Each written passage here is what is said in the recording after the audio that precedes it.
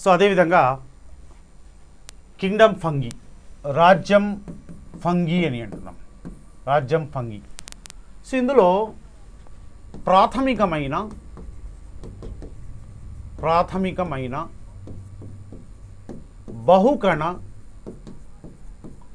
బహుకణ పూతికాహారులను చేర్చారు.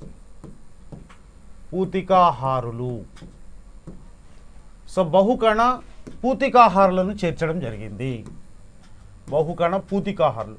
పూతికాహారులు అంటే సాప్రోట్రాప్స్ అని అంటారు. సాప్రోట్రాప్స్ అని అంటున్నాం. సాప్రోట్రాప్స్ అంటే ఇవి కుళ్ళిన వ్యర్థాలపైన పెరుగుతూ ఉంటాయి. కుళ్ళిన వ్యర్థాలపై పెరుగుతాయి.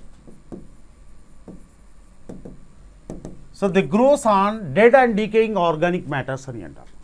బహుకణ పూతికాహారులు. పూతికాహారులు అంటే సాప్రోట్రాప్స్ అంటారు. సాప్రో అంటే రాటన్, ట్రాపిక్ అంటే feeding. They feeds on rotten substances, dead and decaying organic matters. కుళ్ళినటువంటి వ్యర్థాలపైన పెరుగుతాయి. సో బేసికల్గా ఇందులో అనేక దారాల లాంటి నిర్మాణాలు కలిగినటువంటి రస్టులు,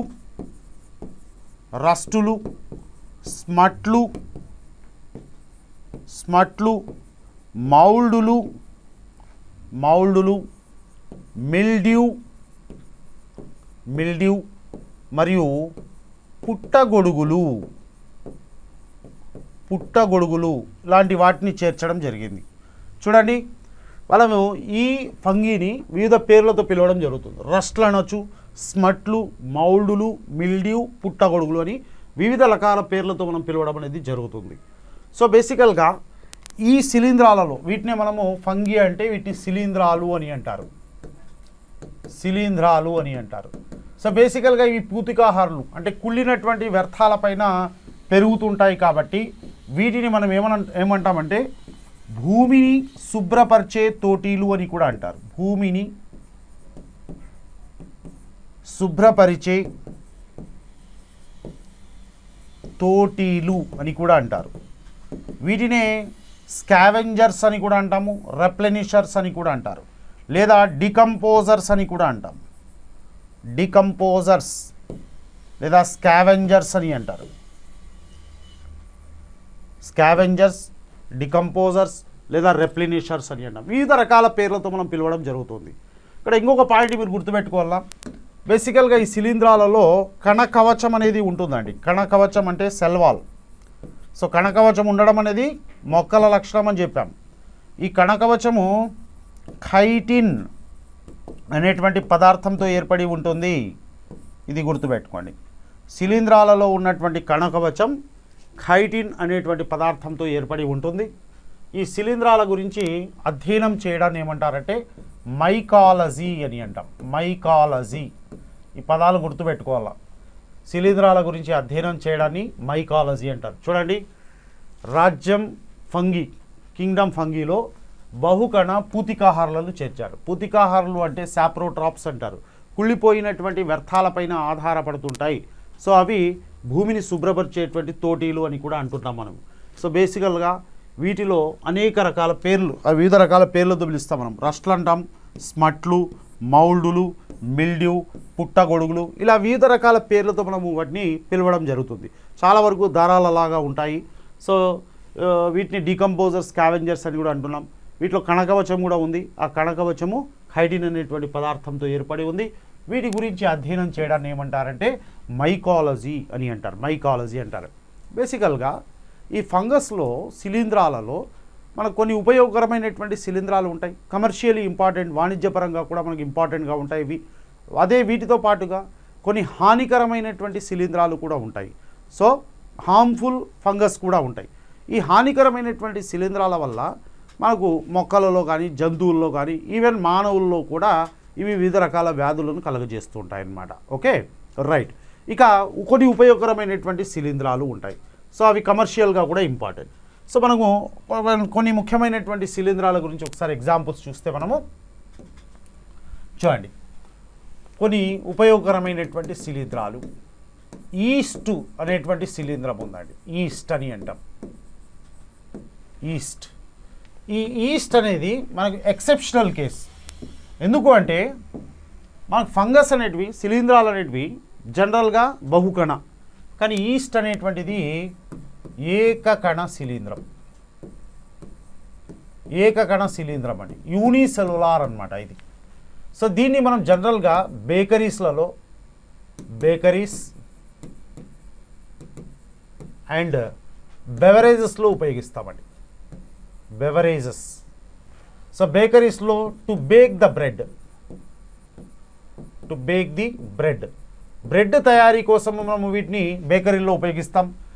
బెవరేజెస్లో to brew the alcohol, to brew the alcohol, alcohol తయారీకి వాటిని ఉపయోగించడం జరుగుతుంది. సో ఈస్ట్ అనేటువంటిది ఏకకణ శిలీంధ్రం అండి. సో జనరల్గా మనం వాటిని బేకరీస్లో కానీ ఆల్కహాల్ పరిశ్రమల్లో కానీ ఉపయోగిస్తున్నాం. సో బ్రెడ్ మెత్తగా రావడానికి కోసం మనం. సో అదేవిధంగా ఆల్కహాల్ తయారీకి కిణ్వన ప్రక్రియ ద్వారా వాటిని తయారు చేస్తాం. అదేవిధంగా పెన్సిలియం, పెన్సిలియం అనేటువంటి ఒక శిలీంధ్రం ఉంది. ఈ పెన్సిలియంలో మనకు వివిధ జాతులు ఉన్నాయి. పెన్సిలియం నోటేటమ్, అదేవిధంగా పెన్సిలియం క్రైసోజినమ్. ఈ పెన్సిలియం నోటేటమ్ మరియు పెన్సిలియం క్రైసోజినమ్ అనేటువంటి శిలీంధ్రాలు ఉన్నాయి, ఫంగస్ ఉన్నాయి. ఇది బాగా పాపులర్, ఫేమస్. చూడండి, ఈ పెన్సిలియం అనేటువంటి శిలీంధ్రం నుంచి అన్ యాంటీబయోటిక్, యాంటీబయోటిక్ అంటే సూక్ష్మజీవ నాశిని అయినటువంటి పెన్సిలిన్, ఈ పెన్సిలిన్ అనేటువంటి యాంటీబయోటిక్ని మనం తయారు చేయడం జరుగుతుంది. పెన్సిలియం నోటేటమ్, పెన్సిలియం క్రైసోజినమ్ అనేటువంటి శిలీంధ్రాల నుంచి పెన్సిలిన్ అనేటువంటి యాంటీబయాటిక్ని తయారు చేస్తారు. ఈ పెన్సిలిన్ అనేటువంటి యాంటీబయాటిక్ తీసుకున్నాం అనుకోండి, ఇది మనకు ఒక బ్రాడ్ స్పెక్ట్రమ్ యాంటీబయాటిక్ అండి. దీన్ని వండర్ డ్రగ్ అని అంటారు, వండర్ డ్రగ్ అని అంటాము. Broad spectrum antibiotic, broad spectrum antibiotic. Broad spectrum అంటే యాంటీబయాటిక్ అంటే ఏంటి? అనేక వ్యాధులను నయం చేయడానికి కోసం వాటిని ఉపయోగించవచ్చు. ముఖ్యంగా ఎస్టీడీస్, ఎస్టీడీస్ అంటే సుఖవ్యాధులు అని అంటారు. Sexually transmitted diseases, sexually transmitted డిసీజెస్ని మనము ట్రీట్ చేయడానికి కోసం దీన్ని ఉపయోగించవచ్చు. బ్రాడ్ స్పెక్ట్రమ్ యాంటీబయాటిక్ అంటారు, వండర్ డ్రగ్ అని అంటారు. First commercially produced antibiotic, first okay commercially produced, first పారిశ్రామికంగా వాణిజ్యపరంగా అభివృద్ధి చేసినటువంటి యాంటీబయోటిక్, వాణిజ్యపరంగా అభివృద్ధి చేసిన యాంటీబయోటిక్ అండి. సో బేసికల్గా ఈ పెన్సిలిన్ అనేటువంటి యాంటీబయాటిక్ ఉంది కదా, వండర్ డ్రగ్ అంటున్నాం. బ్రాడ్ స్పెక్ట్రమ్ యాంటీబయాటిక్, అనేక వ్యాధులు నయం చేయడానికి కోసం ఉపయోగించవచ్చు. ముఖ్యంగా ఎస్టీడీ నయం చేయడానికి కోసం ఉపయోగిస్తారు. మొదటిసారిగా పారిశ్రామికంగా, ఇండస్ట్రియల్గా, కమర్షియల్గా, వాణిజ్యపరంగా అభివృద్ధి చేసినటువంటి యాంటీబయోటిక్ అని అంటాం. ఓకే, దీన్ని ఎవరు కనుగొన్నారు అంటే అలెగ్జాండర్ ఫ్లెమింగ్. గుర్తుపెట్టుకోండి, అలెగ్జాండర్ ఫ్లెమింగ్ అనేటువంటి శాస్త్రవేత్త దీన్ని గుర్తించడం, కనుక్కోవడం అనేది జరిగింది. ఇది గుర్తుపెట్టుకోవాలి. సో చూడండి, కొన్ని ముఖ్యమైనటువంటి శిలీంధ్రాల గురించి చూస్తున్నాం. ఈస్ట్ అనేది ఏకగణ శిలీంధ్రం, గుర్తుపెట్టుకోండి. పెన్సిలియం నోటాటమ్, పెన్సిలియం క్రైసోజినమ్, ఆ పదాలు గుర్తుపెట్టుకోండి. కిణ్వన ప్రక్రియ ద్వారా అంటే వాటి ల్యాబొరేటరీలో పెంచి మనం పెన్సిలిన్ అనేటువంటి యాంటీబయాటిక్ని తయారు చేస్తారు. వండర్ డ్రగ్ అంటున్నాం. Broad spectrum antibiotic, first commercially industrially produced antibiotic, discovered by Alexander Fleming.